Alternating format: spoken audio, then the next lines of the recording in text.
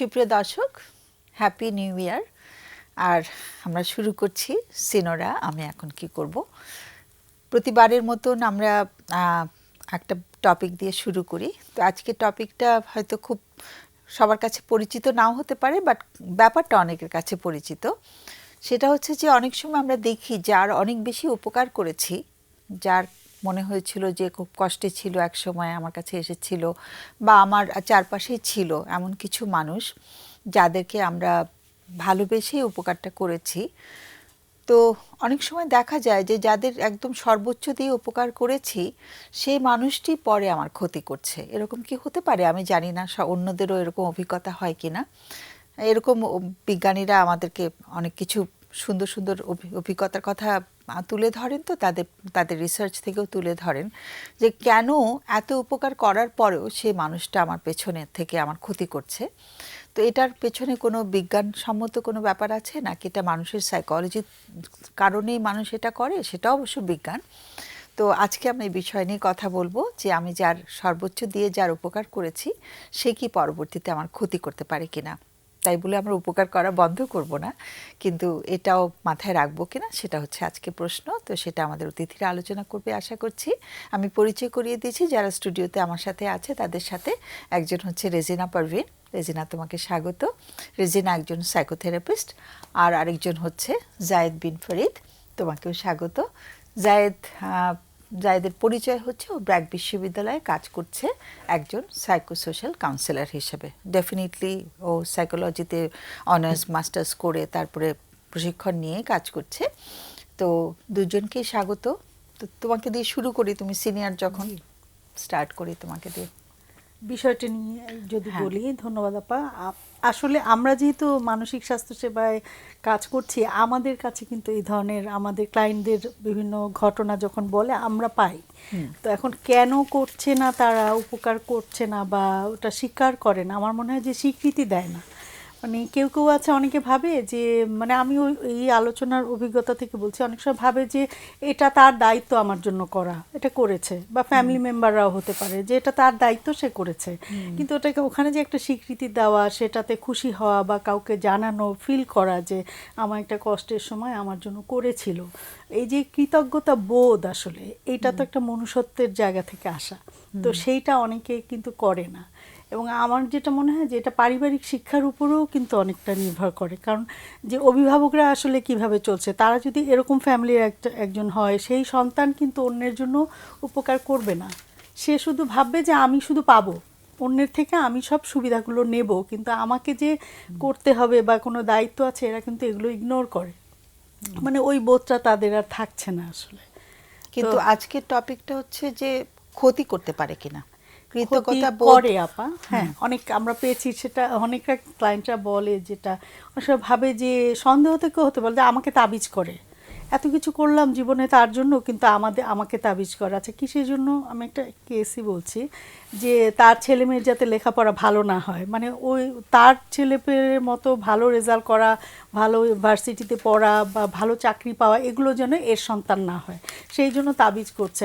মানে সন্দেহ করে, এরকম ধারণা করে ফেলে যে সঠিক কিনা জানে না, বলে না ও এই করে, মানে সেই করে, তার তাবিজের অভ্যাস আছে, বা সে ওরকম যায় তাবিজ আনার জন্য বিভিন্ন জায়গায় যায়।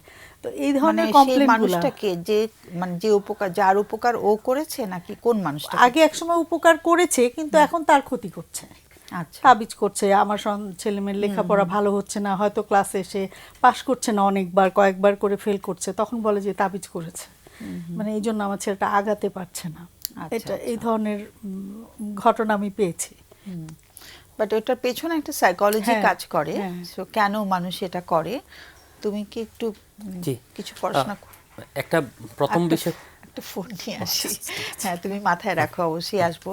আমাদের মানে কারণটা, সায়েন্টিফিক ব্যাখ্যাটা আমরা একটু দিতে চাচ্ছি। আমি শিওর তুমিও বলতে পারবে। আমরা ফোনটা নিয়ে আসছি। হ্যালো। হ্যালো, আসসালামু আলাইকুম। ওয়ালাইকুম সালাম।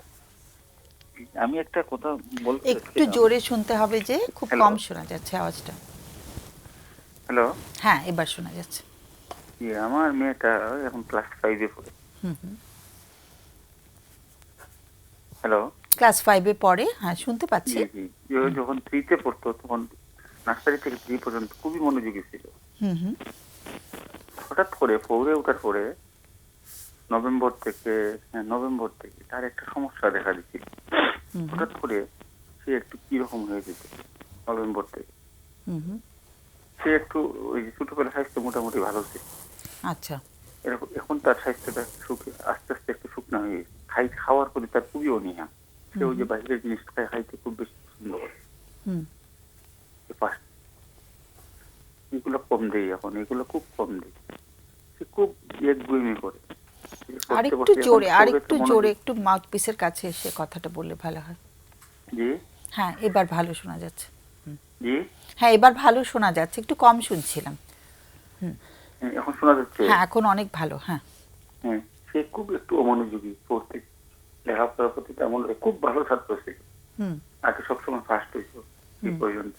এই নভেম্বর থেকেই তার একটু সমস্যা পড়লো, অমনোযোগী। এখনো তার একটু মনোযোগ নেই, সে একগুঁয়েমি করে, খাইতে চায় না, খাবার কেউ নিয়ে মা যদি স্নান করতে দেখে তারপর খুবই অনীহা, প্রত্যেকটা জিনিসে তার অনীহা, একগুঁয়েমি করে। খাবারের প্রতি খুব অনীহা প্রকাশ করছে, কিন্তু আগে খাচ্ছিল ঠিক মতো? হ্যাঁ, আগে খুব কথা টথা শুনতো। আচ্ছা, না কথা শুনতো একটা জিনিস আছে, খাওয়ার প্রতি অনীহাটা আগে ছিল কি? না, আগে এই জিনিসটা ছিল না, ছোটবেলা ছিল, যখন একবার ছোট ছিল তখন ছিল।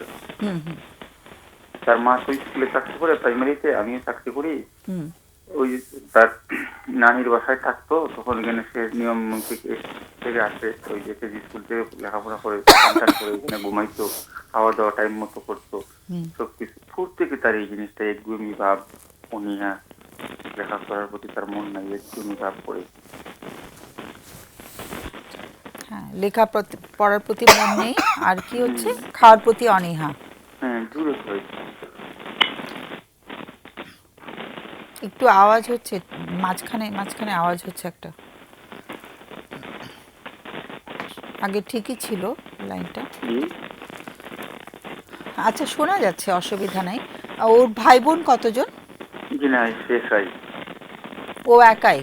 আচ্ছা আচ্ছা, একমাত্র সন্তান। কিরকম মিজাজ তার, খিটখিটে মিজাজ, কোনো কিছু ধৈর্য শক্তি একবারেই নাই তার, এই জিনিসগুলো আগে ছিল না। আচ্ছা, আর ছোটবেলায় খাওয়া নিয়ে বিরক্ত করতো? হ্যাঁ, খাওয়া নিয়ে বিরক্ত করতো। তারপরে আবার এই জিনিসটা চেঞ্জ হয়েছিল, একটু বড় হওয়ার পরে জিনিসটা চেঞ্জ হয়েছিল। মা যেভাবে দিত সেভাবে খাই।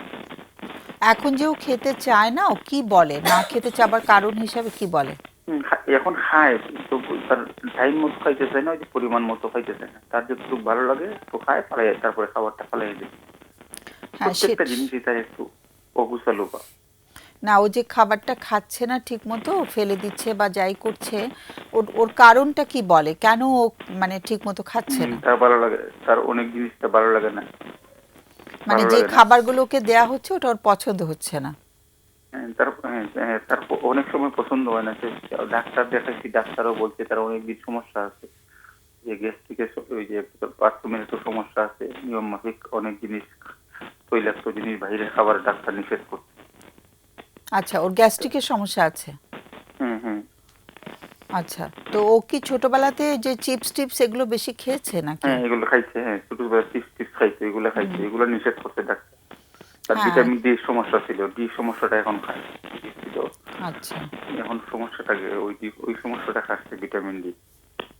হ্যাঁ, ভিটামিন ডি খাচ্ছে বুঝলাম, কিন্তু ছোটবেলাতে খুব মানে স্বাস্থ্যকর খাবারগুলো কম খেয়েছে, তাই কি? তার ওই যে ডাক্তার বলছিল দুধ না খাওয়াইছে, গায়ের দুধটা খাইতে পারে না। দুধ খেলে ওর অসুবিধা হয়, অ্যালার্জি সমস্যা হয়, দুধ খাইতে পারে। ডিম মাংস খায়, ডিম মাংস সবসময় তার থাকে, ডিম মাংস খায়। অ্যালার্জিটা তার একটু বেশি।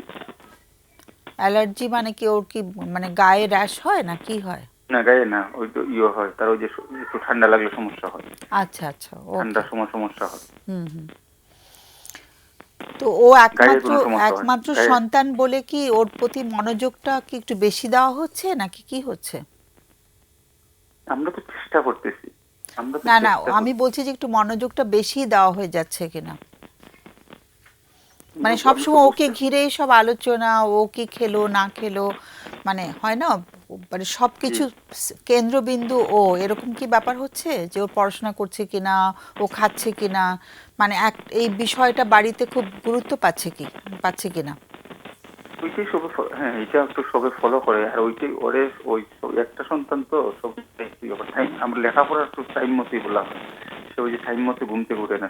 এমনি স্কুল যদি খোলা হয় তাহলে আবার স্কুলের প্রতি তার খুবই প্রিয় ছিল। আর স্কুলের প্রতি তার খুব আগ্রহ ছিল।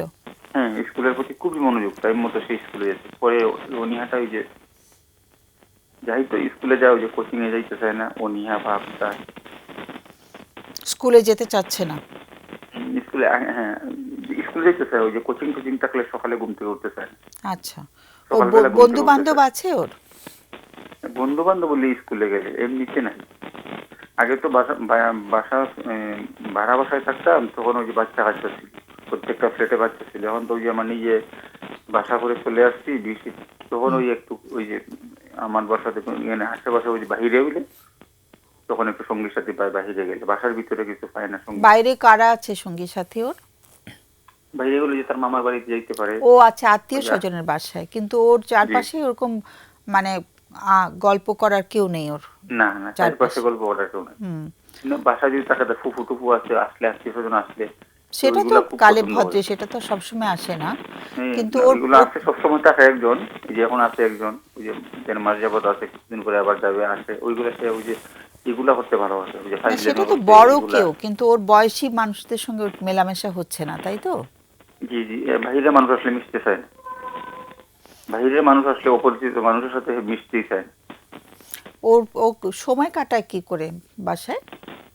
ওই যে বাসায় তো ওইগুলা ওই যে মোবাইলের প্রতি তার একটু আসক্তি আছে, মোবাইলের প্রতি, মোবাইল দেখতেছে। মোবাইলটা ওকে কি আলাদা করে দেওয়া হয়েছে নাকি মা না না, বাবার আলাদা মোবাইল? না, নাই, ওই যে তার মারটা বাবারটা। এমনিতেই স্কুল থেকে আসলে পায়, আমরা যখন স্কুল থেকে আসি তখন পায়। আর না তো এমনি তো সারাদিন পায় না। মোবাইলটার প্রতি তার খুব আসক্তি। সকালে ঘুম থেকে উঠে মোবাইল নেয় হাতে।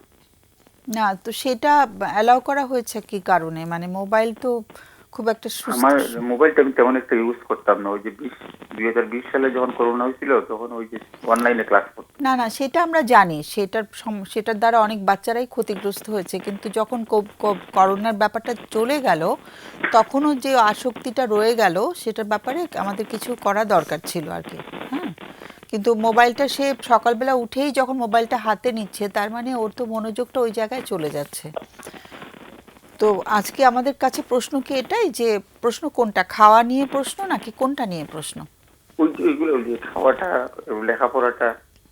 আচ্ছা, মানে সবকিছু ব্যাপারে বাবা মা চিন্তা তার করছে। একটু অনীহা ভাব, অনীহা ভাব। ওই সকালবেলা ঘুম থেকে উঠতেছে না, তার ওরা পট করে খিটখিটে মেজাজ হয়ে যায়। আচ্ছা, ওকে। আর ওর মাও কি পাশে বসে আছেন নাকি? জি না, ওর মা রান্না করে আছে। রান্নাঘরে? এত রাত্রে রান্নাঘরে কি করছেন ওর মা? ওই যে খাওয়াই দিচ্ছে। এখন খাবার দিচ্ছে?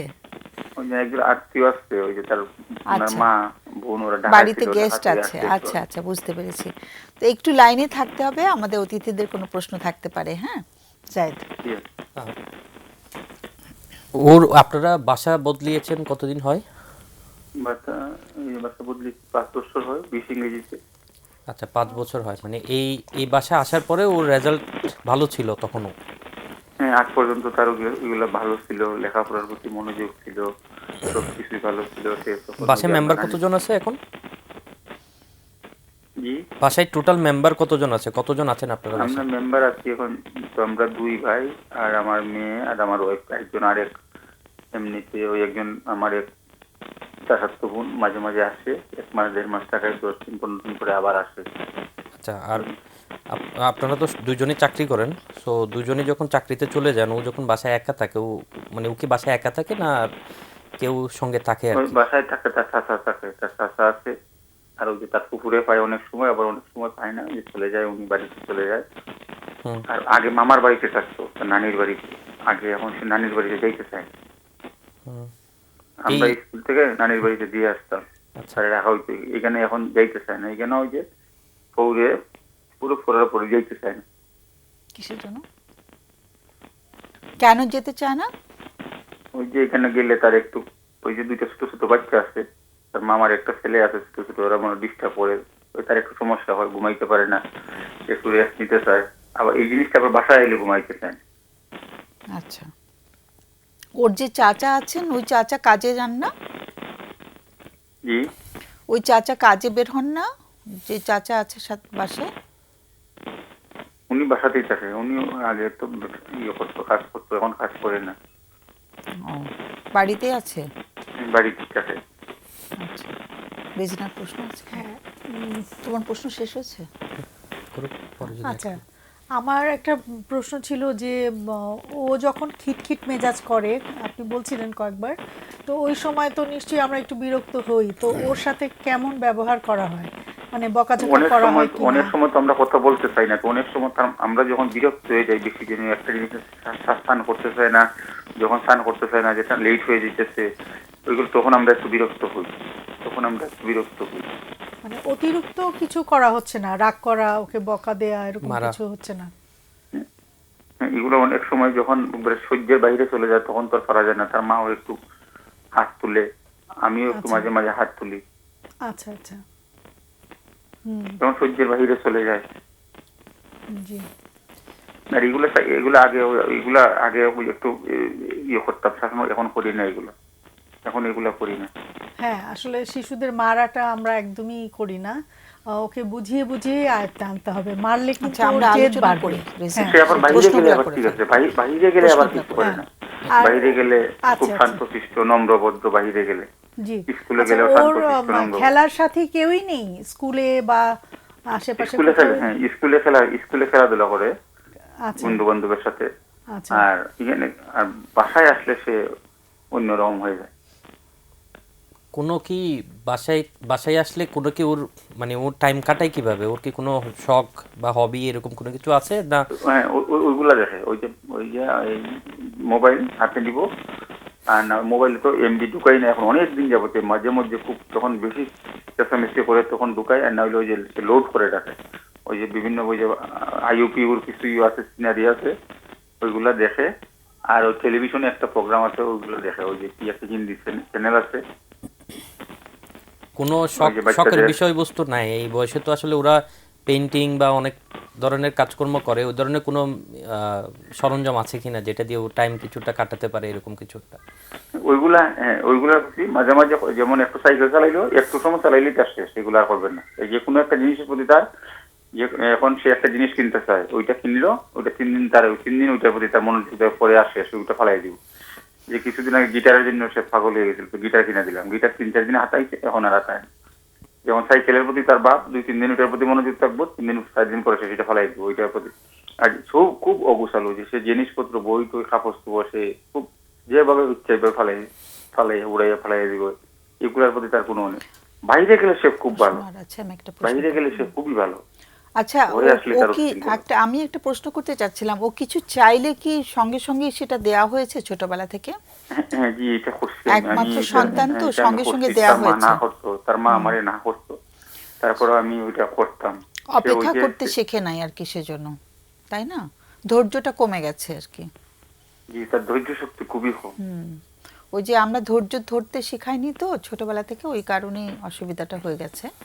তোমাদের আর কোনো প্রশ্ন আছে? হ্যাঁ, একটা প্রশ্ন ছিল যে বাবা মা আপনাদেরকেও কতটা ভালোবাসে, বা এই অনুভূতি জায়গাগুলো ওর কেমন, মা অসুস্থ হলেও কি করে, এই ফিলিংসগুলো কেমন? এটা মোটামুটি ঠিক আছে। সে ওই এগুলো যখন ভায়না ধরে, তখন তার ভায়নাটা অন্য হতে পারলে তখন সে একটু করে ভায়নাটা তো না দিতে পারে, যে একটা জিনিস চাইলে ওইটা না দিলে তখন সে করে, সে তো অসম্ভব না, রাগান্বিত ওর হয়। আম্মু অসুস্থ হলেও কি করে? তখন পাশে থাকে, তখন এগুলো ঠিক আছে, এগুলো আচ্ছা। ঠিক আছে, আচ্ছা আচ্ছা, এইগুলা ঠিক আছে। সে যখন ভায়না করে, তার কথা না শুনলে সে অত্যন্ত রাগান্বিত হয়, চরম রাগান্বিত হয়। ধৈর্যটা তৈরি হয়নি আর কি। ধৈর্য শক্তি তার একবারই কম। আর ওই যে বললাম না, 3-তে ওই যে লাস্টে অক্টোবর নভেম্বরে সে হঠাৎ করে রাত্রে 10টার দিকে, 9টা-10টার দিকে অনেক সময় সে করতো, কিরকম একটা মুখটা রেখা পাইয়া আছে, মানে বইয়ের মতো একটা করতো। কি ছিল ওটা? ডাক্তার দেখাইলাম, ডাক্তারে তো কানগুবা স্যারে দেখাইছিলাম, 1 লাখ রোমান স্যারে দেখাইছি। না, নাম বলার দরকার নাই ডাক্তারের, কিন্তু ডাক্তার কি বলেছেন? ডাক্তার বলছে ওই যে তারে করতে। না, ওইটা কেন হয়েছিল? মুখটা যে বাঁকা হলো, ওটা কেন হয়েছিল? মুখটা বাঁকা না, সে ওই যে বইয়ের মতো সে এরা এরা কিছু বলে না, এরা বলে একটা ওই যে নিউরোলজিস্টের একজন ডাক্তার, উনি ওই যে দিছিল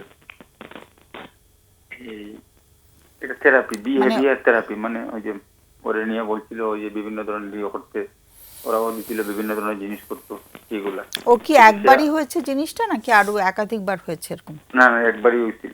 আচ্ছা। ওই সময় হয়েছিল, এখন অনেকদিন হয়েছিল ওই জিনিসটা, সে অনেকদিন করছে। হঠাৎ করে রাত্রেবেলায় আচ্ছা। একটু সে ওই যে শিশু ডাক্তার ছিল ক্লাসের রহমান স্যার, উনি বলছে যে এটা সে লেখাপড়ার প্রতি তার একটু ভীতি আছে, ভয় ভীতি।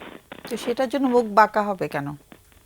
বাঁকানো লেখাপড়ার প্রতি মুখ বাঁকা না, যেমন একটু করে ওই যে মুখটারে লড়াইয়ে হাফ করতো, মুখটারে লড়াইয়ে হাফ কাপ শুরু করতো।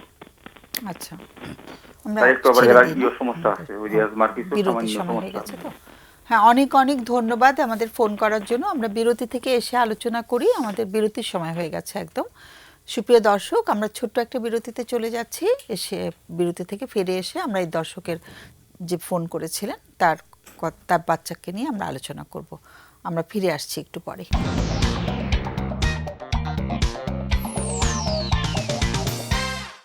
সুপ্রিয় দর্শক, আমরা ফিরে এলাম বিরতির পর, আর আমরা আছি সিনোরা আমি এখন কি করব অনুষ্ঠানে।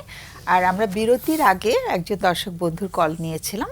তার একটি সন্তান, বয়ঃসন্ধিতে থাকা সন্তান, মেয়ে সন্তান, তার কিছু অসুবিধা হচ্ছে, কিছু তার আচরণের কিছু সমস্যা তাদের চোখে পড়ছে, সেটা নিয়ে তারা ভীষণ চিন্তিত হয়ে ফোন করেছেন। তারা মানে বাবা ফোন করেছিলেন। তো আমরা প্রশ্নগুলো তোমরা করেছো, তা আমরা আলোচনা করছি যে যার ইস্যুটা নিয়ে আমরা তখন যা শুনছিলাম সেটা নিয়ে আমাদের অতিথিরা আলোচনা করবে এখন। তো আমি যাচ্ছি জায়েদের কাছে, তুমি আগে বলো। ওনার যেই চিপ কমপ্লেইনগুলো ছিল, মানে ওনার সন্তান সম্পর্কে যে অবজারভেশনগুলো ছিল, সেখানে ওয়েট লস একটা বড় ওনার কাছে মনে হয়েছে, এবং কনসেন্ট্রেশন দিতে পারছে না, পড়াশোনায় মনোযোগ দিতে পারছে না, যেভাবে আগে দিত সেভাবে দিচ্ছে না। তো এর মধ্যে একটা ইম্পর্টেন্ট পয়েন্ট হচ্ছে ওনাদের একটা পরিবর্তন এসছে, বাসা পরিবর্তন হোক, বা আগে যেভাবে ও নানুর বাড়িতে থাকতো সেভাবে না থেকে এখন নিজেদের বাসাতে থাকে, এবং স্কুলের পরে সে বাসাতেই থাকে, যেখানে ওর সমবয়সী বা ওর আশেপাশে আর কেউ নাই। এটা একটা বড় কারণ। এই বয়সটাকে আসলে বলা হয় বিভিন্ন সাইকোলজিক্যাল থিওরিতে যে সোশ্যাল লার্নিং বা এক্সপ্লোরেশন, এই সমস্ত ব্যাপার, যেখানে স্কুলে যায় বাচ্চারা এবং স্কুলের বন্ধুদের সাথে একটা পেয়ার তৈরি হওয়া বা মাস্টারি অর্জন করার একটা বয়স।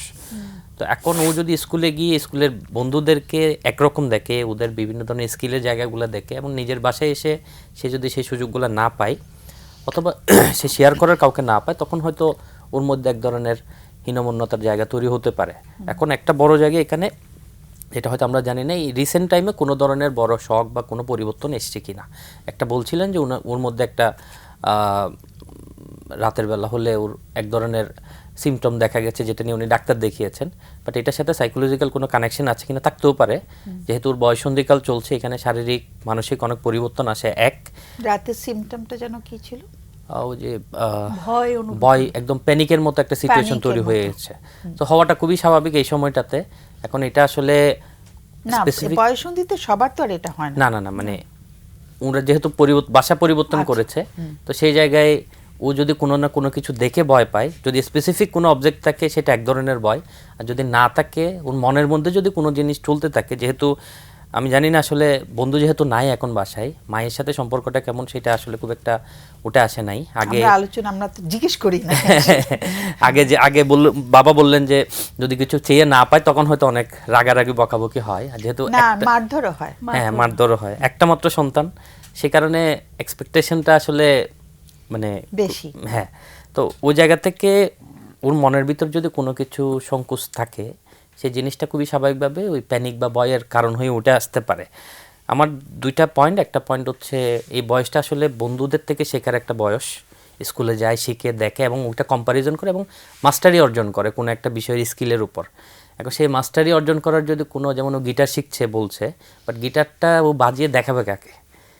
না, গিটার কিন্তু 4 দিনের পরে আর বাজায় নাই। এখন এই বাজানোর জন্য আসলে একটা শিক্ষকের প্রয়োজন হয়, বা হয়তো সোশ্যাল হাইপে সে স্কুলের বন্ধুদের হাইপে ও এটা নিয়েছে, বাট ও শিখবে কীভাবে? এটা একটা প্রসেস।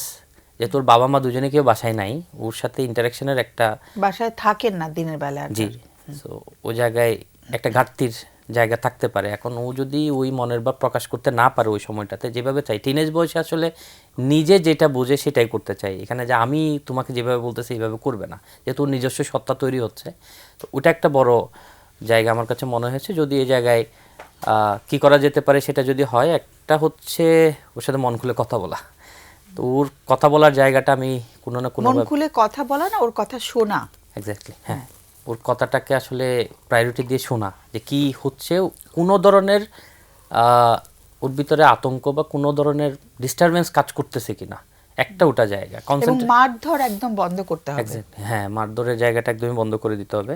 আরেকটা জায়গা যেটা বলছেন যে কনসেন্ট্রেশন ইস্যু, ভিটামিন ডি খাচ্ছে, এটার সাথে একটা সাইন্টিফিক লিঙ্ক আপ আছে। যদি ভিটামিন ডি এর অভাব হয়, কনসেন্ট্রেশনে একটু অসুবিধা হয়, সেটা খাচ্ছে। এর পাশাপাশি আউটডোর অ্যাক্টিভিটি বাড়ানো একটা ওয়ে। এখন সেই আউটডোর অ্যাক্টিভিটি বা বাইরে খেলার যে জায়গাটা, সেটা যেহেতু নাই, তাহলে সেখানে কি করা যায় সেটা একটা বাবা মায়ের ভেবে দেখার জায়গা হতে পারে।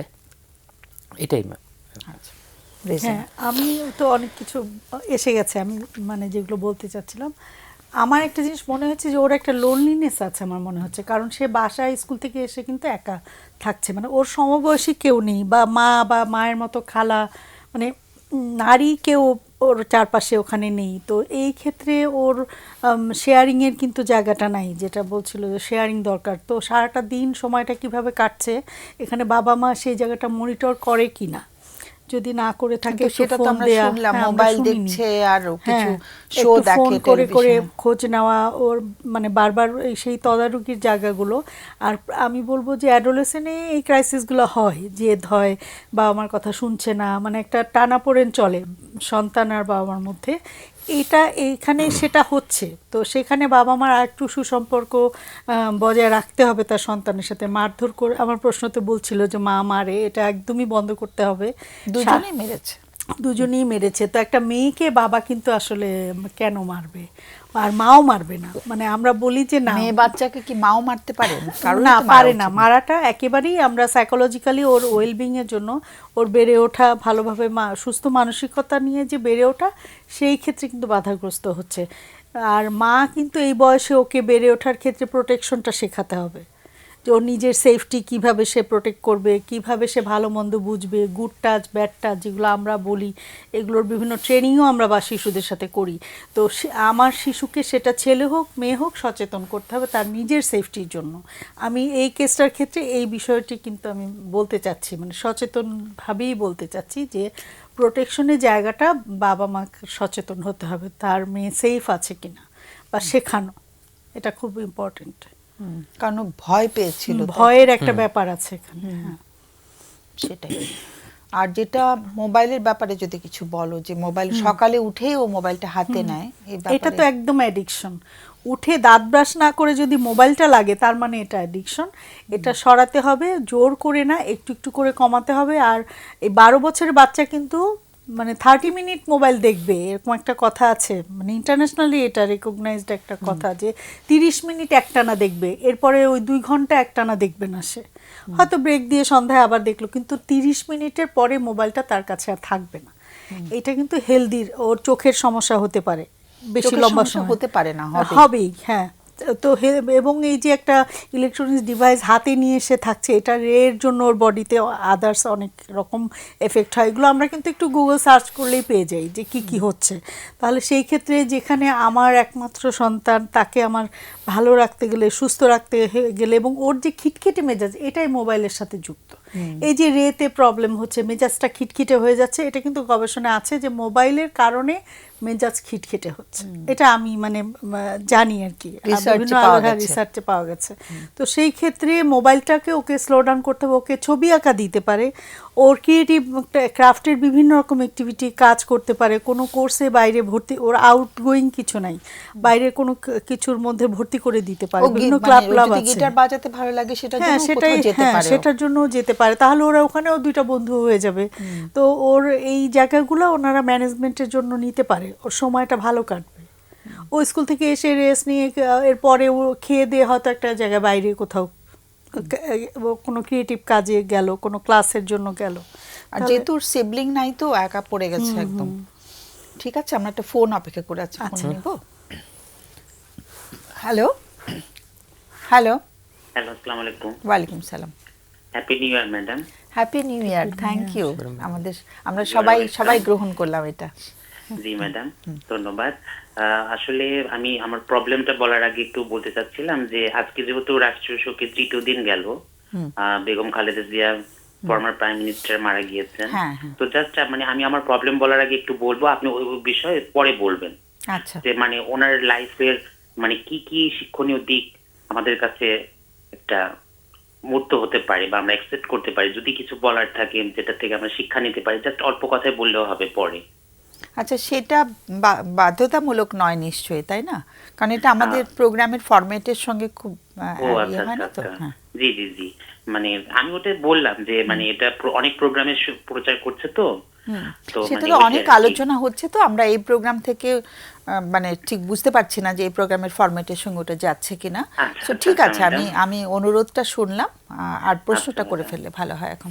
জি, আমার প্রবলেম হচ্ছে যে ওসিডি বিষয়ে কি আসলে মানে ওসিডি প্রবলেম থাকলে কি বিষণ্ণতা এবং অপরাধ বোধ কি অ্যাকচুয়ালি এটা কি আসবেই, নাকি এটা কারো কারো ক্ষেত্রে আসে না, বা আর ওসিডির ক্ষেত্রে আসলে মানে কি করে নিজে নিজে একটু মানে ওসিডির ক্ষেত্রে কোনো সেলফ হেল্প কিছু করা যায় কিনা?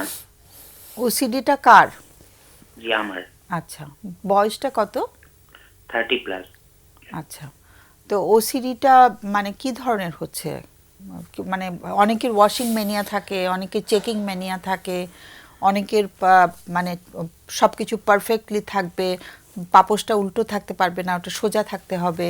কোন কোন ওসিডিটা কি ধরনের হচ্ছে? আমার আসলে ম্যাডাম যে ওসিডিটা ওয়াশরুমে টাইমটা বেশি লাগছে, হ্যাঁ আচ্ছা, ওয়াশরুমে মানে টাইমটা বেশি লাগছে, আমার আসলে নিজের কাছে বিরক্ত লাগে। আর ওয়াশরুমে গোসল করতে বিশেষ করে যখন আমি মানে ফুল বাথটা নিই, ফুল শাওয়ারটা নিই, তো তখন আসলে আমার টাইমটা অনেক বেশি লাগছে। আর ফুল শাওয়ার মানে শাওয়ার কি হাফ ফুল হয়? না, আমি মিন করছি যে যখন খুব মানে একদম যত্ন করে আমরা গোসল করি, আচ্ছা, এবং দেখা যাচ্ছে বিশেষ করে রিচুয়াল বাথ যেগুলো, রিচুয়ালগুলো যখন আমি পালন করছি, মানে যে যখন মানে আমাদের রিলিজিয়াস পয়েন্ট অফ ভিউ মানে রিচুয়াল বাথ আছে না। ও রিচুয়াল বাথ, আচ্ছা জি আচ্ছা, জি জি। ওকে, তো ওই সময় মানে টাইমিংটা অনেক বেশি লাগছে। ওকে।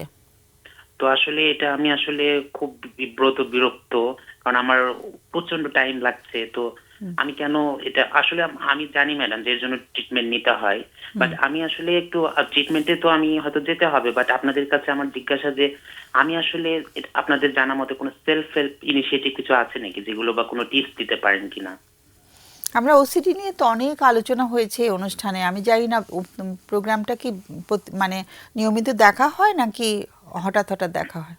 না ম্যাডাম, আমি দেখি প্রোগ্রাম, বাট ওসিডি নিয়ে আসলে হ্যাঁ আপনারা হয়তো বলেছেন, বাট আমি আরো যদি কিছু বলার থাকতো, যদি কোনো টিপস পেতাম, মানে আমি ওভাবে বুঝতে পারিনি।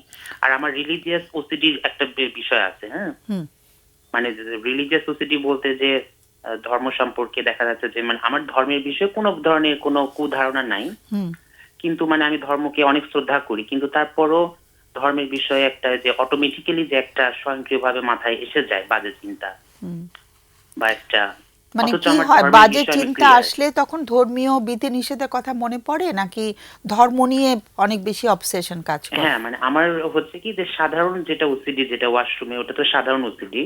সাধারণ ওইটা তো আমার অসাধারণ বলে আছেই। কিছু নেই, সাধারণ কোনোটাই আচ্ছা। সাধারণ বা কোনটা অসাধারণ না। এক একজনের এক এক জায়গাতে ওসিডি থাকে, কারোর খুব চেকিং ম্যানিয়া থাকে, মানে সব কিছু চেক করতে থাকে, চুলা বন্ধ করলাম কিনা, দরজা বন্ধ করলাম কিনা, হ্যাঁ, কেউ দরজা নক করছে কিনা, বারবার গিয়ে চেক করা। তো এটা হচ্ছে চেক করতে থাকে ওরা খুব বেশি। কেউ জি। কেউ আছে খুব ওয়াশিং এর ব্যাপারে অতিরিক্ত পরিষ্কার পরিচ্ছন্নতার দিকে খুব বেশি মনোযোগী হয়।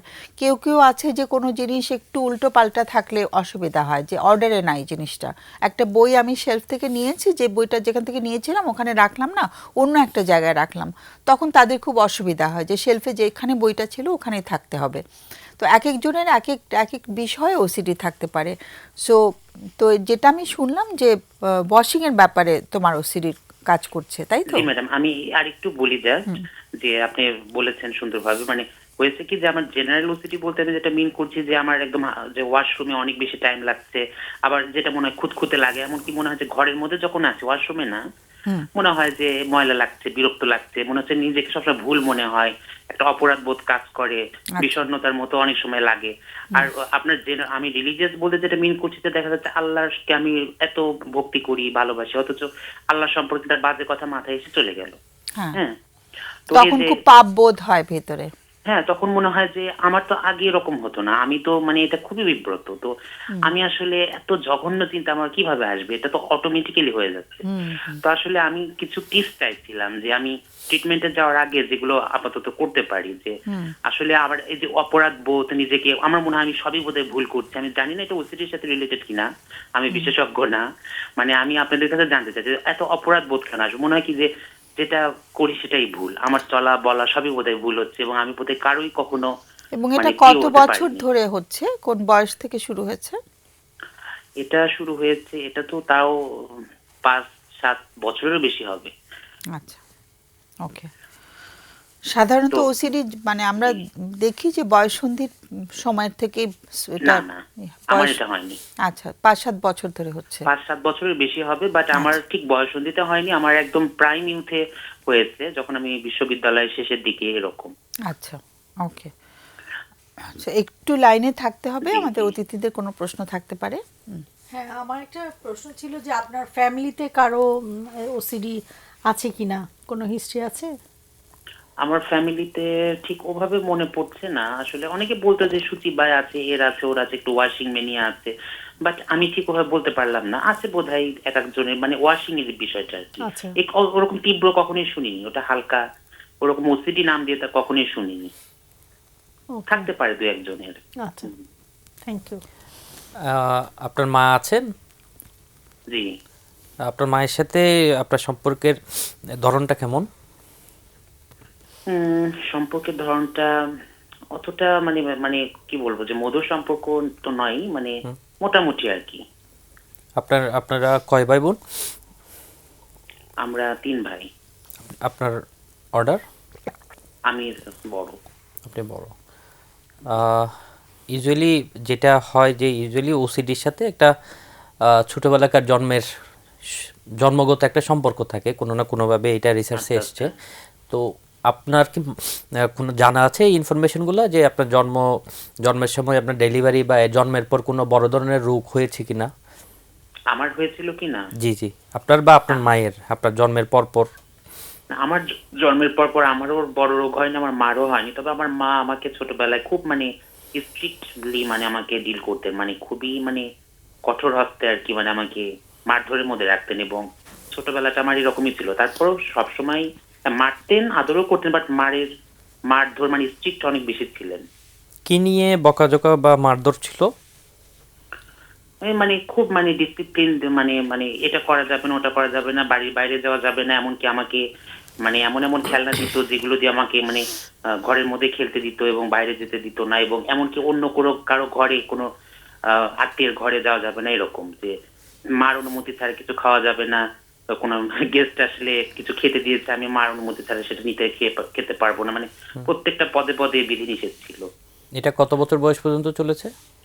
এটা চলেছে কৈশোরকালের আগ পর্যন্ত, আর কৈশোরকালের আগ পর্যন্ত প্রচুর মারধর চলেছে, যেমন স্কুল থেকে ফেরার পরে পরীক্ষা যেমনই দিই, একটু যদি 19-20 হতো মা আর কি মারতেন আর কি। তো এটা চলেছে কৈশোরের আগ পর্যন্ত, ক্লাস 3 আগ পর্যন্ত চলেছে এরকম। আচ্ছা, আপনার চেয়ে আপনার ছোট ভাইয়ের ইমিডিয়েট জুনিয়র যিনি আছেন, ওনার বয়সের ডিফারেন্স কত? বেশ আছে, ওটা 7-8 বছর হবে। ততদিন পর্যন্ত আপনার মানে একদমই আপনি আপনার মায়ের চোখের মনি ছিলেন আর কি? জি জি, ততদিন পর্যন্ত খুবই মানে আমাকে মানে স্ট্রিক্টলি আর কি ডিল করতো, এবং বাবা মা দুজনই অনেকটা স্ট্রিক্টলি ডিল করতো। আর প্রশ্ন নেই। আচ্ছা, বাবা মার মধ্যে সম্পর্কটা কেমন দেখেছো ছোটবেলা থেকে? বাবা মার মধ্যে ছোটবেলায় কিছু প্রবলেম দেখেছি শৈশবে, বাট পরবর্তীতে আর দেখিনি। শৈশবটাই তো আমাদের গুরুত্বপূর্ণ সময়, তো জি। মানে প্রবলেমটা কি রকম, মানে বাবা একটু মানে আধিপত্য বিস্তার করতেন বেশি? মানে হয়েছে কি যে আমার বাবা মার লাভ ম্যারেজ ছিল, কিন্তু মানে বাবা মানে আমার মা আমার বাবাকে মানে খুবই ভালোবাসতেন, হ্যাঁ, কিন্তু আমার বাবা হয়তো কোনো কোনো ক্ষেত্রে হয়তো আমার মার কোনো ট্রাস্টের জায়গায় প্রবলেম করেছিলেন। আচ্ছা, তো মানে অন্য থ্রু হয়তো অন্য কোথাও ইনভলভ হওয়ার হয়তো কিছুটা হয়তো ইনভলভ হয়েছিলেন, অতটা না। তো ওইটা আমার মাকে প্রচন্ড কষ্ট দিয়েছিল, এবং আমার মনে হয় যে আমার মার কিশোরী বয়সে বিয়ে হয়েছে, আমি অল্প বয়সে হয়েছিলাম তার, এবং আমার মনে হয় যে যত রাগ ঝাল বোধ আমার উপরেই গেছে। আহা, সেটাই, মানে মা যেহেতু ওখান থেকে অশান্তি হয়েছে, ওনার কষ্ট হয়েছে, সেই কষ্টটা কোনো নিরীহ, আমরা কি করি, ডিসপ্লেসড অ্যাঙ্গার বলা হয় এটাকে, হ্যাঁ, মানে অ্যাঙ্গারটাকে আমরা ডিসপ্লেস করে ফেলি, অন্য কারোর উপরে দিয়ে দিই। হয়তো আমার অফিসের বস আমাকে আমার উপর রাগারাগি করেছেন, বাড়িতে এসে আমি হয়তো কাজের লোকটার উপরে চিল্লাচিল্লি করছি, তো এটা আমরা অনেক সময় ডিসপ্লেস করে ফেলি। তো মার হয়তো সেই ডিসপ্লেসমেন্টের শিকার তুমি হয়ে থাকতে পারো। আর ম্যাডাম হয়েছে কি যে আমার মা আসলে আমার বাবাকে এত ভালোবাসতো, আমার বাবাও অবভিয়াসলি ভালোবাসতো, লাভ ম্যারেজ ছিল, কিন্তু আমার মা যখনই ট্রাস্ট ভঙ্গের ইস্যুতে পড়েছে, মানে আমার মার মাথায় সম্ভবত আকাশ ভেঙে পড়েছিল। আর বিট্রিয়ালের কষ্ট না সবকিছুর কষ্টকে ছাপিয়ে সবচেয়ে বেশি আমাদেরকে পীড়া দেয় আর কি, হ্যাঁ। তো উনি বিট্রেড ফিল করেছেন তো ভীষণভাবে, এবং বিট্রেড ফিল করে উনি হয়তো ওনার বড় সন্তানটির উপরেও অনেক সময় কিছু না বুঝেই হয়তো হাত তুলেছেন বা একটু অত্যাচার করে ফেলেছেন আর কি। এমনকি মানে অনেক গালি, মানে অনেক সময় মৌখিক ভাবেও অনেক শাসাতেন আর কি, ধমক টমক বাজে কথা অনেক কিছু বলতেন। সেটাই, আমরা ছেড়ে দেবো। অনেক অনেক ধন্যবাদ, অনেক অনেক প্রশ্ন করেছো তুমি, আমাদের অতিথিরা আলাপ করবে, তুমি একটু শোনো কেমন, আর অনেক শুভকামনা থাকলো আমাদের তোমার জন্য। সো আগে কে বলবে? বলো, হ্যাঁ। কাশি আসতেছে। তো ওসিডি আসলে একটা মেন্টাল হেলথ ডিসঅর্ডারের মধ্যে পড়ে, একদম খুবই ক্রনিক লেভেলের একটা ডিসঅর্ডার, যেখানে মানুষের একই চিন্তা বারবার আসে বা ভয় পাইয়ে দিও না ওকে। না, উনি অলরেডি এটাতে প্র্যাকটিসড। একই চিন্তা বারবার আসে, একই কাজ বারবার করার জায়গা আছে, যেখানে উনি বলছিলেন যে উনি এটা নিউরোটিক, এটা সাইকোটিক না। হ্যাঁ, সাইকোটিক না, এটা নিউরোটিক, এবং ওসিডি ম্যানেজেবল, এমন না যে ওসিডি নিয়ে একদম পাগল হয়ে যাবে, ব্যাপারটা এরকম না। ওসিডি হচ্ছে ডায়াবেটিসের মতো, আমি ম্যানেজ করে চলবো। আমাদের প্রত্যেকেরই আসলে ভয়ের কথা থেকে আসে, আমাদের প্রত্যেকেরই কিছু কিছু অর্ডার আছে, আমরা কিছু কিছু ফর্মে রাখি। সো যাদের ওসিডি আছে তাদের কিছুটা ফর্ম বেশি আছে, সো এটাকে ম্যানেজ করা যায় নির্দিষ্ট ট্রিটমেন্টের বা সাইকোথেরাপি মাধ্যমে। তো যেটা ওনার স্টোরি থেকে উঠে আসলো যে ওনার বাতে অনেক সময় লাগে, গোসল করতে গেলে অনেক সময় লাগে, যে এই জায়গাটা আসলো। একটা বড় জায়গা আসে ওসিডির ক্ষেত্রে, সেটা হচ্ছে ট্রাস্টের সাথে ওসিডির একটা ক্রস কানেকশন আছে, এবং যেটা ওনার গল্পে আসছে যে বাবা মায়ের মধ্যে একটা বিট্রিয়ালের জায়গা তৈরি হয়েছিল, এবং সেটার খুব ওনার উপর এসে পড়েছে, যার কারণে ওই যে আমি যেটা জিজ্ঞেস করলাম যে মায়ের সাথে সম্পর্কে জায়গাটা কেমন আছে। সো যেটা হয়েছে যে মায়ের যে অ্যাংজাইটি ছিল, ভয় ছিল, শঙ্কা বা সন্দেহ ছিল, সেটা পুরোপুরি উনি এক্সপেরিয়েন্স করেছেন ওই ছোটো বয়স থেকে। তো উনি যেটা বলতেছেন যে গিল্ট হওয়ার যে জায়গাটা, উনি ছোটোবেলায় প্রচুর মার খেয়েছেন, যেটার অপরাধ উনি করেননি। সো একটা প্রশ্ন ছোটোবেলা থেকে হয়, আমি কি দোষ করেছি। সো ওসিডির ক্ষেত্রেও কোনো একটা কাজ করার পরেও সেই গিল্টটা তৈরি হয় যে আমি কি আসলে ঠিক করলাম কিনা। এই যে ধর্মীয় কিছু বিধিনিষেধ না মানলে তখন ওই গিল্টটা অনেক বেশি কাজ করে। আমার যে আমি একজন ওসিডি মানে পেশেন্ট ডিল করছি অনেক দিন ধরে। সো ওর হচ্ছে ছোটবেলায় ধর্মীয় অনুশাসনগুলো এভাবে পেয়েছে যে এটা না করলে জাহান্নামে যাবে। তো এখান থেকে আসলে ভয়ের শুরু হয়, যেহেতু ওদের পার্সোনালিটি ট্রেটে এভাবে শুরুটা হয়েছে যে একটু ভয় দেখিয়ে দেখিয়ে শেখা। সো ওদের জন্য না এই ভয়গুলো অনেক বেশি লাউড হয়ে আসে, বড় হয়ে আসে। তো তখন অনেক কষ্টের জায়গাটা হয়, ট্রাস্টের জায়গাটাতে অনেক ইস্যু হয়। এখন এটা তো হয়, কি করা যাবে? প্রথম কথা হচ্ছে নিজের সাথে নিজের সম্পর্কের জায়গাটা তৈরি হওয়ার আর একটা বড় চ্যালেঞ্জ এখানে আছে। আমি আমার নিজেকে কতটুকু বিশ্বাস করতে পারি সেটার প্র্যাকটিস হচ্ছে নিজেকে ছোট ছোট কিছু টাস্ক দিয়ে সেটা কমপ্লিট করে এবং সেই জিনিসটার একটু এক্সাম্পল দিয়ে যদি বলো। যদি সেটা হয় যে আমি বিশেষ করে ওনাদের যেহেতু ওই যে টাচ সেন্সিটিভিটি আছে, ছোট ক্লে হতে পারে যেটা একদম পরিষ্কারই আছে, সেরকম কিছু জিনিসকে সোমাটিক্যালি ব্যবহার করে। সোমাটিক্যালি মানে হচ্ছে যে হাত দিয়ে করা, যেমন আমরা যখন ময়দা, সোমা মানে বডি, মানে বডিকে টাচ করে করা। সো যেহেতু টাচ সেন্সিটিভিটি আছে, যেমন ময়দা একটা মাঝে মাঝে ময়দা দিয়ে আমি কিছু শেপ বানালাম, এখন অনেক ক্লে পাওয়া যায় যেগুলো দিয়ে আমি একটু শেপ তৈরি করলাম, একটু নিজের মতো করে বানালাম, নিজেকে কোনো একটা ফর্মে বা শেপে আমি তৈরি করার চেষ্টা করলাম।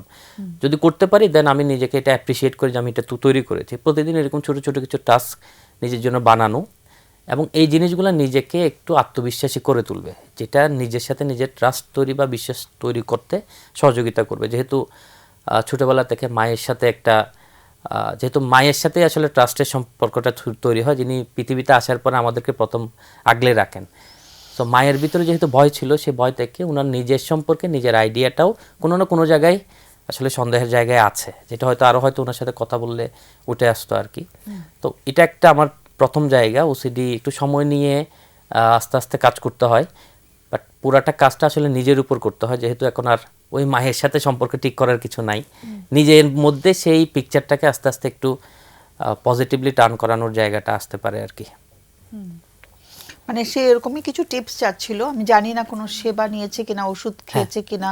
অনেক সময় সাইকিয়াট্রিস্টরাও ওসিডির পেশেন্টদেরকে ওষুধ দেন। তো ও একটা প্রশ্ন করেছিল অপরাধ বোধের কোনো সম্পর্ক আছে কিনা, প্রথমে যেটা জিজ্ঞেস করেছিল। ডেফিনেটলি আছে। ওই যে কোনো অপরাধ না করে যখন মার খায় তখন কিন্তু সন্দেহটা তৈরি হয় যে আমি কেন মার খেলাম। সেটাই,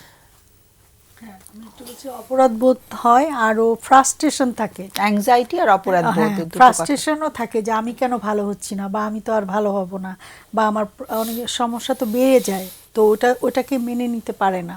তখন কিন্তু ওই যে অ্যাংজাইটি হয়, অস্থিরতা হয়, আরও সিমটমগুলো আসে। আমি একটা যে উনি বলছিল যে কোনো কিছু আমি নিজে করতে পারি কিনা, একটা জিনিস ওসিডি আমি দেখি, কিন্তু আমি অনেক সময় রেফার করে দিই। তারপরেও আমি বলছি যে চেকলিস্ট ব্যবহার করা, যেমন উনি যেমন ওনার গোসল করতে যে অনেক সময় লাগে, কতক্ষণ সময় লাগে এটা অনেকক্ষণ বলেছে, বা টাইমটা জানা হয়নি। তো উনি যদি প্রতিদিন শাওয়ারে যাওয়ার সময় একটা নোটবুকে একটা ডেট করে একেবারে টাইম অনুযায়ী বাথ হিসাবে উনি লেখে যে আজকে এতক্ষণে বের হলো, পরের দিন কত, উনি নিজে লিখবে। তার মানে ওনার ব্রেনটা থেকে সে দেখছে যে আমার এত বেশি ছিল, তাহলে আমি যদি ইন্টেনশনটা ইম্পর্টেন্ট, আগে হচ্ছে যে আমি ইন্টেনশন কি, আমি কি চাই, আমার গোসলের টাইম কমাতে চাই, তাহলে সেই অনুযায়ী পরের দিন উনি ওনার টাইম লিখবে। এভাবে গ্রাজুয়ালি উনি 1 মাস একদম নোটবুক মানে খাতা নিয়ে কিন্তু আমাদের কাছে আসে, যার যে ধরনের থাকে সিমটমটা তখন কিন্তু কমছে না বাড়ছে ওটা বোঝাও যায়। মনিটরিং একটা চেকলিস্ট নিজে কিন্তু এটা করতে পারে। যদি উনি চায় যে হ্যাঁ আমি তাড়াতাড়ি বের হব, তাহলে প্রথম দিন দেখলো টাইম, পরের দিন উনি ঘড়ি রুমে রেখে ওয়াশরুমে নিয়ে রেখে দিতে পারে একটা, যে তার আগে আমি বের হয়ে যাব, তার আগে আমি শাওয়ারটা শেষ করব। এভাবে প্র্যাকটিস যত করবে তত ওনার ভেতরে সেই ক্যাপাবিলিটিটা আসবে যে আমি তাহলে আগে বের হতে পারবো। এটা অনেক কাজে দেয়। এই জিনিসটা আমি দেখেছি, আমি নিজেই দেখেছি অনেক ক্ষেত্রেই এটা বেশ কাজে দেয়, সেলফ মনিটরিংয়ের যে জায়গাটা। এবং ও তখন অ্যাপ্রিসিয়েট করা হয়, থেরাপিস্টের কাছে আসলে সে তখন ওটা দেখে থাকে, নিজে অ্যাপ্রিসিয়েট করতে পারে। যদি কালকে আমার যে কাজটা করতে হয়তো 10 মিনিট 15 মিনিট লেগেছে, আজকে আমি হয়তো 12 মিনিট শেষ করলাম। ফ্যামিলির সবাইও তাকে অ্যাপ্রিসিয়েট করতে পারে, ফ্যামিলি মেম্বাররাও কোঅপারেশনটা দরকার আছে। দেখা যায় ওই সময় দেখা যায় যে তাকে বকাবকি করা হয়, কেন বাথরুম দিয়ে বের হচ্ছে না, মানে তার যে এখানে একটা পেইন আছে, যে তার যে কষ্ট হচ্ছে কতখানি, এটা কিন্তু পরিবারের অন্যরা বোঝে না। তো এই অসুখটা কি সেটা অন্যদেরও জানতে হবে, ফ্যামিলি সাপোর্টটা খুব জরুরি এক্ষেত্রে। সেটা পরিবার সম্পর্কে অবশ্য জিজ্ঞেস করা হয়নি। তো যাই হোক, মানে ও যা জানতে চেয়েছিল কিছুটা ওর উপকার হলো কিনা জানি না। আমি একটা ফোন নিচ্ছি, হ্যাঁ ফোন নিয়ে আসি। হ্যালো, আসসালামু আলাইকুম। ওয়ালাইকুম সালাম। জি, আমার একটা প্রশ্ন ছিল। শিওর। সেটা হচ্ছে, আমি তো প্রায়, প্রশ্নটা হচ্ছে আমার ব্যক্তিগত বিষয়টা নিয়ে, একটা দাম্পত্য জীবন নিয়ে। শিওর। মানে পরামর্শ চাচ্ছিলাম কি আর। আমি 10 বছর হলো বিয়ে করেছি। তো সেক্ষেত্রে 7 বছর পর 6 বছর পর একটা সন্তান জন্ম নিয়েছে। তো আমি অনেক আগে থেকেই আমার স্ত্রীকে বুঝাই, মানে একটু রাগী উগ্র, হ্যাঁ, সংসারের প্রতি ওর এরকম মানে একটা সুন্দর সুস্থ মন, মানে মন নিয়ে যে সংসার করা, এটা নেই, একটু কিছু বলে রেগে ওঠে। আচ্ছা। এখন একটা বাচ্চা হয়েছে, সেই বাচ্চাটা একটু কথা কাটাকাটি হলে বাচ্চাটাকে নিয়ে বাবার বাসায় চলে যায়। আচ্ছা। এখন আমার তো সমস্যা হয়ে যায়, দেখা যায় সংসারের প্রবলেম হয়ে যায়, সংসারের জন্য দেখা যাচ্ছে যে আমি একটা ডিপ্রেশনে থাকতে হয়। তো এখন মাঝে মাঝে বলে যে নাকি সংসার করবে না। হুম। আমিও জোর করে তাকে কিছু বলে তো বুঝাই, অনেক বুঝাই, কিন্তু কিছু বুঝছে না। এখন এর মতো অবস্থা আমি কি করতে পারি?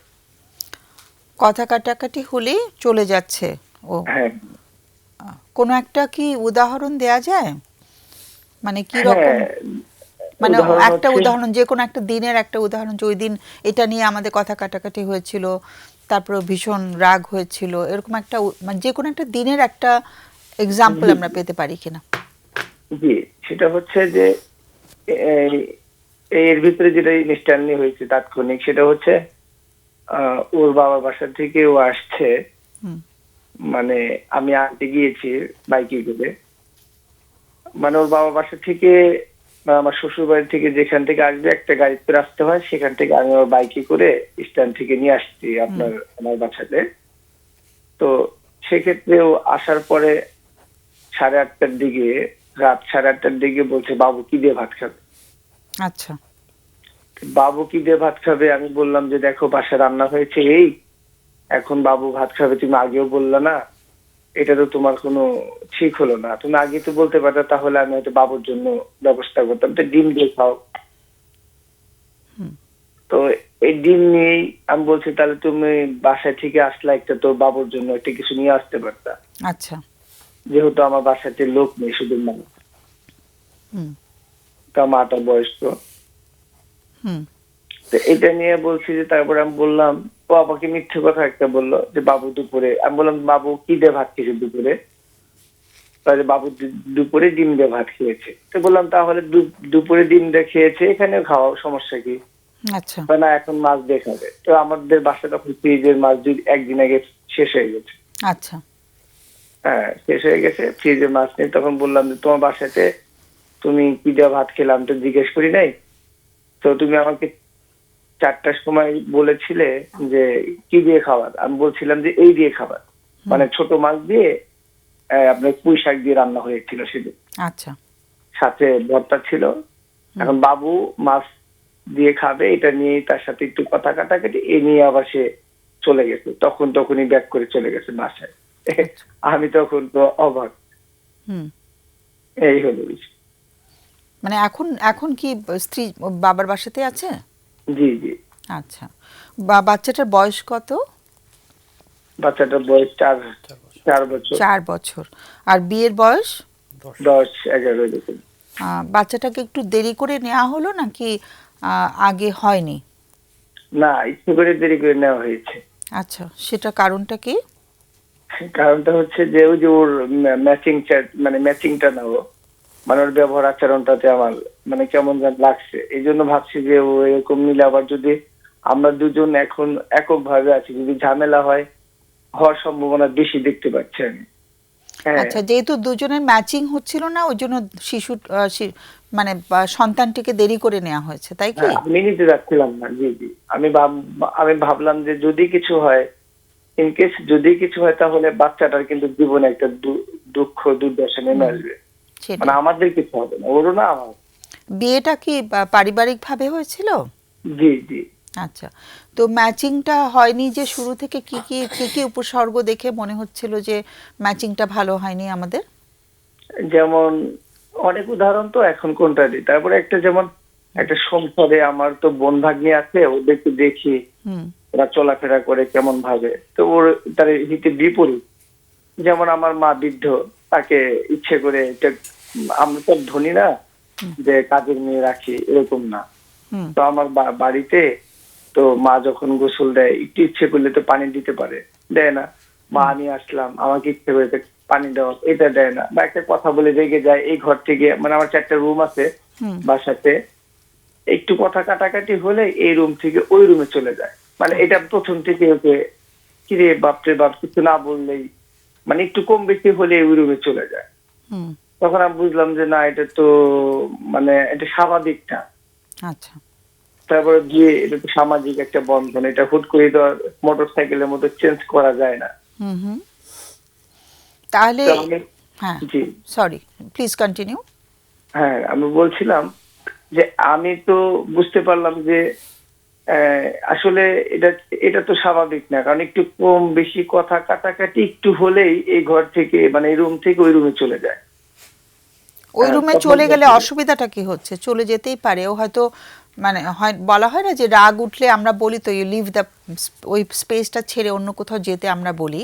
তো ও রাগটাকে ও যেহেতু বহিঃপ্রকাশটা চাইছে না, সেজন্য তো অন্য কোথাও যেতে পারে নাকি? হ্যাঁ, আমি সেই জন্য কিছু বলি না, বলছি যে এটা তো খারাপ দেখায়, হুম। মা বাবা আছে তো, এটা তুমি একটুতে কিছু হলে ওই ঘরের রুমে চলে যাও, শুয়ে থাকো, এটা তো খারাপ দেখায়। অন্য রুমে গিয়ে ও শুয়ে থাকে, তারপরে আর কমিউনিকেশন করে না, এরকম? জি জি জি জি। আচ্ছা, বাড়িতে কি বাবা মা আছেন? আমার হুম। হ্যাঁ, হ্যাঁ, বাবা নেই, মা আছে। মা আছেন। মার সাথে ওর সম্পর্কটা কেমন? আপনার এমনি ভালো, কিন্তু যখন বাসায় যায় কোনো খোঁজ খবর নাই, বা মা কি খেয়েছেন বা কি করছেন, একটা স্বাভাবিক আচরণ, যেটা আমার বোন ভাগ্নিকে দেখেছি, এরকম কোনো আচরণ নেই, মানে রিলেশন যেটা আন্তরিকতা। মানে মা কি বাসায় থাকেন একসঙ্গে? হ্যাঁ হ্যাঁ হ্যাঁ আচ্ছা, মানে শাশুড়ির প্রতি ওর আন্তরিকতার অভাব মনে হচ্ছে?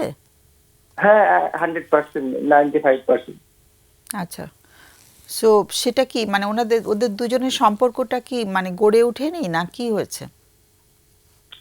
মানে গড়ে ওঠেনি বলতে কি, মানে এই ধরনের কি আর, মানে একটুতে রেগে যায় তো, হুম হুম। মানে আমি মনে করি যে এটা আমারই মানসিক সমস্যা নাকি তারই মানসিক সমস্যা, আচ্ছা আচ্ছা, আমি বুঝতে পারি না।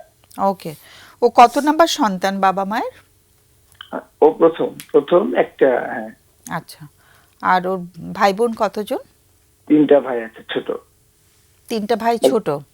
না, একটা কলেজে পড়ে, আর 2টা আপনার, একটা 8-এ পড়ে, একটা হচ্ছে মানে ওর 12। 3জন ভাই আছে, ও বোনদের জি মধ্যে ও একাই, মেয়ে সন্তান ও একাই? জি জি। আচ্ছা, তো একটু কি বেশি আদরে বড় হয়েছে বলে মনে হয় নাকি কি কি হতে পারে? আসলে আসলে আমি কি বলবো, তো আমিও ব্যক্তিগতভাবে মেডিকেল অ্যাসিস্ট্যান্ট হিসেবে একটা প্র্যাকটিস করি। তো তারপরেও ওকে যে যে প্রশ্নটা আপনি করছেন যে আদরের, আদরের যদি হতো, তা আদরের মেয়েরা তো একটু আহ্লাদে হয়, স্বাভাবিক। কিন্তু আদরের ঠিক আছে, তো আমি তো এরকম মানে কিছু বুঝি না, বিয়ে আচ্ছা। করার পরে যে আদরের মেয়ে কিভাবে আমার, মানে ওইভাবে আমি বুঝি না। আচ্ছা, ঠিক আছে, ওটা না বুঝতে পারলে অসুবিধে নেই, একটা জাস্ট জানতে চাইছিলাম আর কি, যে একমাত্র একমাত্র কন্যা সন্তান তো, আবার সবার বড়, অনেক সময় বাবার অনেক আদরের হয় আর কি মেয়ে সন্তানরা, তো অবশ্যই। হুম, সেটাই। আর বাচ্চাটার বয়স কত, যে বাচ্চাটা? 4 বছর। 4 বছর। ও ও যে মা যে প্রায় চলে যাচ্ছে বাচ্চাটাকে নিয়ে যাচ্ছে, ও বাবাকে মিস করে না বাচ্চাটা? হ্যাঁ, বাবাটাকে মিস করে, কিন্তু যে আমার সাথে রাগারাগি হয়, বাচ্চাটা তো ভয় পায়। হ্যাঁ, বাচ্চা ভয় পাবারই তো কথা। না, আমি কিন্তু সেজন্যই ওর সাথে বাচ্চাটা নিতে রাজি ছিলাম না। আমি বুঝতে পেরেছিলাম, মানে আমাকে ক্ষমা করবেন, সেটা হচ্ছে আমি কিন্তু বুঝতে পারি যে, বা আপনি কিন্তু বুঝতে পারবেন যে আপনার কি হচ্ছে বা কি হতে পারে, একটা কিন্তু ফিউচারে একটা বিষয় আছে, অনেকে ভাবা চিন্তা করে। আমি হয়তো একটু করেছি, যে উনি আমার বন্ধু, সবচেয়ে মানে জীবনের সবচেয়ে বড় সঙ্গীটা হচ্ছে স্ত্রী, তাই না? হুম। তো এই বন্ধুটা যদি আমার সাথে কমিউনিকেশন ঠিক না থাকে, আমার সাথে মতের ঠিক না হয়, মত বিনিময় না হয়, পরামর্শ ঠিক না করে, তাহলে এখানে তো একটা প্রবলেম হয়ে দাঁড়াচ্ছে। কিন্তু আমি তো তারপর তো নেওয়া হলো বাচ্চাটা, সেটা দুজন মিলেই তখন একই মত হয়ে নেওয়া হয়েছে ওকে? নেওয়া হয়েছে, কিন্তু আসলে বাচ্চা হয়ে গেল, এখন বাচ্চাটা আচ্ছা, যখন কনসিভ করেছে তখন ওটা নিয়ে আর তখন হ্যাঁ, হ্যাঁ, হ্যাঁ। ভাবনাটা আর আমি করা বললাম যায় যে না। থাক, করে এটা কি ডিস্টার্ব করো না, বাচ্চাটাকে নিয়ে দৌড়াদৌড়ি করো না, বাচ্চা যদি ইনশাল্লাহ হয়েছে এটা নিয়ে, আমি আগেই বলেছিলাম। হুম হুম, আমি ঠিক আছে। একটা, জি জি, ফিউচারিং ভাই বলছিলাম হ্যাঁ। যে বাচ্চা নিয়ে দৌড়াদৌড়ি করো না। আচ্ছা, একটু লাইনে থাকতে হবে, তোমার তাড়াতাড়ি প্রশ্ন থাকলে হ্যাঁ, করো। আমার একটা প্রশ্ন ছিল যে আপনার ওয়াইফ যে রাগ করে বারবার বাবার বাড়ি চলে যাচ্ছে, ওখানে ওনার বাবা মা মুরব্বিদের রোলটা কি, বা ওনারা কি মানে এই বিষয়টা নিয়ে কি ভাবছেন? ওনাদেরকে বলি, কোনো রেসপন্স ওইভাবে দেয় না, কিন্তু ওনারা বলে যে ওইটু রাগী তো, তো এই রাগী মানুষ, ওকে কিছু বলো না, বুঝাইয়া বলো। বুঝায় তো একদিন বলা যায়, 2 দিন বলা যায়, 3 দিন বলা যায়, কিন্তু এটা তো আপনার 10 বছর বুঝায় বলা সম্ভব না। ওকে, একটু তিনি স্বাভাবিক আর একটা মানে অস্বাভাবিক একটা বিষয় আছে। আর কোনো প্রশ্ন আছে? না ঠিক আছে। মানে এটা নিয়ে সমঝোতা করার কোনো প্রচেষ্টা করা হয়েছিল বা কোনো স্টেপ নিয়েছিলেন যেটা? হ্যাঁ, অনেকবার আমার তো ভগ্নিপতি আছে, তো আমার আব্বা তো মারা গিয়েছেন, তো মাটা বৃদ্ধ বলতে গেলেই। আমি সবার ছোট ছেলে, আমি একাই ছেলে, তো আমি একাই ছেলে, কিন্তু অ্যাকচুয়ালি ও উল্টাপাল্টা কাজ করে, যে জন্য আমার রাগ হয়। মানে কাজটা আমার না, মানে আমি আমি আমার এক মিনিট একটু বলি। হ্যাঁ, ঠিক সেটা আছে। সেটা হচ্ছে যে ও কিন্তু বাবার বাসা থেকে আসছে, আমি কিন্তু বলছি এই দিয়ে বাসায় আমার ভাত, মানে আমাদের রান্না হয়েছে। এখন তারপরে চারটার দিকে বললাম যে আমার এই দিয়ে বাসায় রান্না করছে মা, আমার বৃদ্ধ মা যা রান্না করছে এটাই তো নাকি। তো ও আবার ঘুরে এসে 8:30টার দিকে বলছে যে বাবু কি দিয়ে ভাত খাবে। আমি বলছি দুধ আছে আর ডিম আছে, ডিম ওকে পোস্ট করে দাও। তোকে ডিম তো দিয়ে খেয়ে আসছে, ডিম দেখে আসছে, আবার ডিম খাবে কেন? পরে আমি বললাম কেন, তোমার বাসায় ডিম খেতে পারলে এখানে খেতে পারবে না? আর তুমি তো আগে বললা না কিছু আমাকে। আর কোনো প্রশ্ন আছে? ওকে, এমনি দুজনের যখন ভালো থাকে সম্পর্কটা, তখন কি ভালো চলে? মানে কি বলবো, মানে সম্পর্কটা আসলে ও সেটিং দিতে পারে না, মানে আমি সেটিং দিতে পারছি না নাকি ওই দিতে পারছে না, আমি কি বুঝি না। দিতে পারছে? Setting. সেট করা। সেটিং, আচ্ছা, ওকে। মানে যখন ভালো যখন কোনো ঝগড়াঝাটি নেই তখনকার সময়টা মানে ভালো যাচ্ছে কিনা, তখন গল্প হ্যাঁ, করা হ্যাঁ, বা দুজন শেয়ার ও- করা। ও যখন খুশি থাকে তো খুব খুশি, হুম। আর একটু কম বেশি বললে ও মানে রেগে আপনার সেন্সলেস হয়ে যায়। রেগে সেন্সলেস হয়ে যায়? মানে সেন্সলেস বলতে ওর স্বাভাবিক আচ্ছা, একটা মানে ই থাকে। স্বাভাবিক আচরণটা থেকে হ্যাঁ, একটু থাকে বাইরে না, চলে থাকে যায়। না, জি জি। ওকে, ও কি রাগ হলে কি বাচ্চাকেও মেরে মারধর করে অনেক সময়? না না না না, তারপরে সেটা করে না। ওকে, দ্যাটস এ গুড থিং। আমরা আলোচনা করি, হ্যাঁ। হ্যাঁ, ওকে। অনেক অনেক ধন্যবাদ ফোন করার জন্য। আমরা অনেকগুলো ইনফরমেশন পেলাম, সুন্দর করে আমরা আলোচনা করছি। আচ্ছা, আচ্ছা, আমার মনে হচ্ছে এটা অনেক দিনের সমস্যাটা চলছে এবং উনি বেশ কষ্টে আছে, মানে সমস্যাটা নিয়ে। স্বাভাবিক পার্টনারের সাথে অ্যাডজাস্ট হচ্ছে না। এখানে থেরাপিতে আসতে হবে ওনাদের দুজনকেই, যদি আসে তাহলে মানে একটা খোলামেলা আলোচনা হতে পারে। আর ওনার অ্যাঙ্গার ইস্যুতে আমার মনে হচ্ছে ওখানে উনি ইন্ডিভিজুয়ালও মানে সেশন নিতে পারে। তার কেন রাগ হচ্ছে আমরা তো বুঝতে পারছি না, কেন রাগ হচ্ছে। একটা এক্সাম্পল বললেন ওই যে নেই কেন, তার মানে উনি যেটা চাচ্ছে ওটা নাই, ইনস্ট্যান্ট ওনার রাগ উঠে যাচ্ছে। তো এরকম যদি প্রতিটা পর্যায়ে চলে, তার মানে মনে হচ্ছে যে ওনার একটা সেবা লাগবেই, মনোসামাজিক সেবার আন্ডারে আসতে হবে।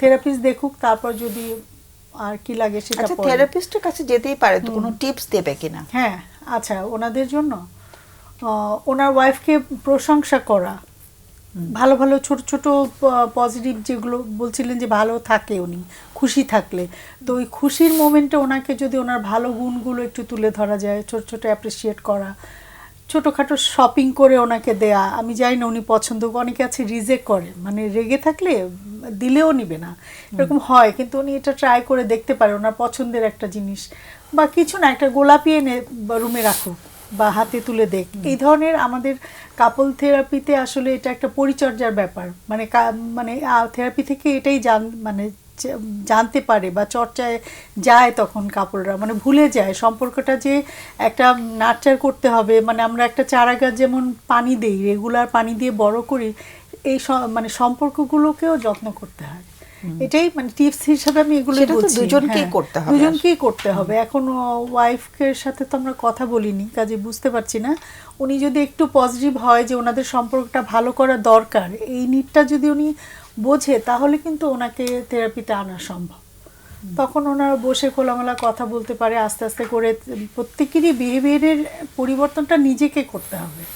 মানে ওয়াইফ যদি চায় যে ওনার আচরণের এই পরিবর্তন, বা হাজবেন্ড যদি চায় ওয়াইফের এই জিনিস ঠিক হবে, এটা হবে না। মানে ইন্ডিভিজুয়াল কাজ নিজের জায়গা থেকে নিজের জায়গা থেকে চর্চা positive করবে, কিছু করা। তখন পজিটিভ চেঞ্জ আসবে। মানে ওনাদের সমস্যা অনেক জটিল পর্যায়ে, এক্সট্রিম চলে গেছে, সম্পর্ক মানে থাকছে না, এরকম জায়গায় এখনো নাই। এবং পরিবারের সাপোর্ট লাগে, সেটাই। এটা আমি একটা একজনের প্রশ্ন প্রশ্ন আমরা কেউ করেছিলাম। করিনি, সেটা হচ্ছে ওর মাদার ইন লর সঙ্গে ওর সম্পর্কটা কেমন? না, আপনি বোধহয় করেছিলেন। না, না নিজের ও, ওয়াইফের সাথে mother-in-law-র সাথে হ্যাঁ, স্ত্রীর right. সম্পর্কটা কেমন, আচ্ছা। তাই না? মানে হয় না যে বাড়িতে তো তিনটাই বড় মানুষ আর একটা তো বাচ্চা, সো অনেক সময় মাদার ইন লর সঙ্গে ডটার ইন লর সম্পর্কটা তো না, ওটা তো একটু না, বললো এটা বলেছে 100% মানে ভালো না সম্পর্ক, 95% ভালো না। গেলে খোঁজ নেয় না বলেছিল। হ্যাঁ, তাহলে তো বোঝাই যাচ্ছে হ্যাঁ, ওখানে একটু হ্যাঁ। সমস্যা রয়ে গেছে। হ্যাঁ, তার মানে ওই স্ত্রীর আচরণের এই জায়গাটায় কিছু কাজ করতে না, হবে, সেটা উনি তো নিজে করতে হবে ব্যাপার, হ্যাঁ। বাট সম্পর্কটা আসলে ভালো নেই আসলে। ভালো নেই, এটা আমি হয়তো খেয়াল করিনি। আর সবচেয়ে বড় কথা 4 বছরের শিশু এখানে সাফার করছে। একদম। ওনার কথা থেকে স্পষ্ট এসছে যে উনি খুবই সন্দিহান আসলে শুরু থেকে এই সম্পর্ক নিয়ে, সো কোনো না কোনো ভাবে ইন্ডিকেশন সন্দেহান মানে ও তো সম্পর্ক নিয়ে তো বাচ্চাই নিতে চায়নি। হ্যাঁ, মানে খুবই স্ট্রং একটা পয়েন্টে এখনো আছেন উনি, যে এই সম্পর্কটা টিকবে কি টিকবে না এরকম একটা জায়গায়। সো প্রথমত হচ্ছে যে ওনার জায়গাটা ক্ল্যারিফাই হওয়া দরকার যে উনি আসলে কতটুকু, এটা তো আসলে একটা দায়িত্বের মতো। এটা এমন না যে আমি বিয়ে করলাম আমারটা অটোমেটিক চলবে। সো এটা দাঁড়িপাল্লাকে যদি রাখি, আমরা হাজব্যান্ড ওয়াইফ দুজন মিলে এটাকে ব্যালেন্স করবে। তো দুজনেরই এখানে দায়িত্ব আছে, রুল আছে। বাট এখানে যেটা হচ্ছে যে 10 বছর হয়ে গেছে, এটা অটোমেটিক ঠিক হয়ে যাবে ব্যাপারটা এরকম একটা জায়গায় আছে আর কি। সো সম্পর্কটা আসলে দুই জায়গা থেকে বানাতে হয়। তো এটা বানানোর যে জায়গাটা সেটা কখনো উঠে আসে না এই কোনো জায়গা থেকে, ঠিক সেই জায়গাটা এখানে মিসিং মনে হচ্ছে। এবং ওনার যেহেতু শুরু থেকে একটা সন্দেহ আছে, এটা আরও বাড়ছে। সো উনি যখন বললো যে যখনই একটু কথা কাটাকাটি হয় তখন উনিও অনেক রেগে যাচ্ছেন। ডেফিনেটলি মেনে নিলাম যে ওনার ওয়াইফের এই জায়গাগুলো তো অনীহা আছে, বাট ওগুলা ওনাকে অনেক বেশি তাড়াতাড়ি ট্রিগার করছে। যতটুকু সহ্য করার মতো জায়গায় থাকবে উনি কিন্তু ওই জায়গাটাতে নাই। সো এটার বাইরেও ওনার কি আসলে আরও কোনো সাইকোলজিক্যাল ইস্যুজ আছে কিনা বা কোনো স্ট্রেসের বিষয় আছে কিনা, কার কথা? ওয়াইফের কথা? হাজবেন্ডের কথা বলতেছে। উনি বললেন যে এত বড় লোক না, বা যদি ফাইন্যান্সিয়াল স্ট্রেস থাকে এখানে, অন্যান্য কোনো স্ট্রেসের বিষয় থাকে, সেগুলো কিন্তু ওনাকে আরো তাড়াতাড়ি রেগে যেতে বাধ্য করবে আর কি। তো এটা একটা বড় পয়েন্ট আমার কাছে মনে হয়েছে। যদি উনি ক্ল্যারিফাই থাকে যে উনি এই সম্পর্কটাকে টেনে নিয়ে যাবেন শেষ পর্যন্ত, যেটা উনি বারবার মিস করতেছিলেন এখানে, যে ওয়াইফ হচ্ছে সবচেয়ে কাছের বন্ধু, ওনার বন্ধু নাই। তো ওই স্ট্রেসটা এখানে এসে আসলে খুবই তাড়া দিচ্ছে আর কি ওনাকে। সো ওই জায়গা থেকে প্রথমত ওনাকে শিওর হওয়া যে আমি আসলে এই সম্পর্কটাকে টেনে নিয়ে যাবো কিনা, তাহলে আমি আমার এফোর্টটা দিব। তারপর যদি না হয়, তাহলে রিটার্ন যদি না আসে, তখন আসলে এটাকে সামনে কীভাবে আগিয়ে নিয়ে যাবে সেটা আসবে, অথবা আপনার থেরাপিতে গিয়ে এটাকে সেটেল করবো কিনা সেটাই। হ্যাঁ, আমাদের একটু বোধহয় সময় আছে না? জায়েদ তো আজকে অল্প একটু সময় আছে, আজকে টপিক নিয়ে যদি দুই একটা কথা বলো, তুমি তো বলতে পারো না। প্রশ্নটা হচ্ছে, আমরা যে মানুষটিকে সর্বোচ্চ প্রচেষ্টা দিয়ে উপকার করি, সে কি পরবর্তীতে আমাদের ক্ষতি করতে পারে কিনা? একদম সহজ কথায় পারে, কারণ আমাদের প্রত্যেকেরই নিজের ফ্রি উইল আছে, ইচ্ছা আছে, আমরা চাইলেই করতে পারি। কিন্তু করব না কেন? যখন আমাদের এটা ছোটোবেলা থেকে আমরা ইউজুয়ালি যে পরিবেশে বাংলাদেশে বড় হচ্ছে, আমাদের নৈতিকভাবে আমাদেরকে বড় করা হয়, আমরা রিলিজিয়াসলি অনেক বেশি পাওয়ারফুল এই আমাদের এই কন্টিনেন্টটাতে। সো এটা একটা জায়গা, পারিবারিক বন্ধনগুলো অনেক স্ট্রং আমাদের এই সাইডে, সাবকন্টিনেন্টের এই জায়গাগুলোতে। সেক্ষেত্রে আমাদের নৈতিকতা তৈরি হয়, যেটার কারণে আমরা করি না ইউজুয়ালি। উপকার করলে সেটাকে একটা সেটা রিটার্নে আমরা খুবই কৃতজ্ঞতা বোধ দেই, বাট ইউজুয়ালি কখন কখন করি না।